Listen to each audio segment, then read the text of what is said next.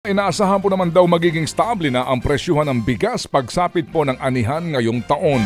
Yan po ang pagsisiguro ni Agriculture Undersecretary Leocadio Sebastian nang questionin sa budget hearing ng Kamara ang pagsipa nga po ng presyo ng bigas sa mga pamilihan.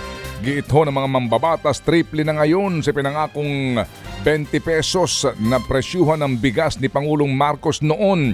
Pero sabi ni Sebastian, posibleng maglaro na sa 45 hanggang 46 na piso per kilo oras na magsimula ang anihan ngayong taon.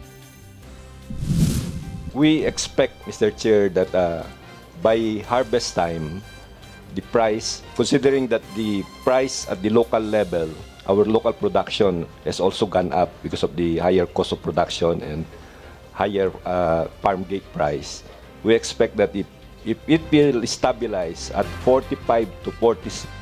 Pero para sa mga mambabatas, malayo pa rin nga ito sa ipinangako ng Pangulong 20 pesos per kilo.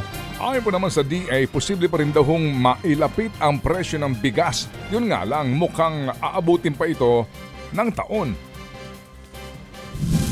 At what percentage or price can we go? Is it 25, 30 pesos when we are self-sufficient? If the same environment would have prevailed, we were really hoping to have stable prices between 27 and 32 sa regular milled rice. By 2028? Opo. Actually, all things being the same, diba? All things being the same. Kaya lang, napaka-volatile po kasi ang environment. Ted Filon at DJ Chacha. Ngayon, nasa Radyo 5, 92.3 News FM. Monday to Friday, 6 to 10 a.m.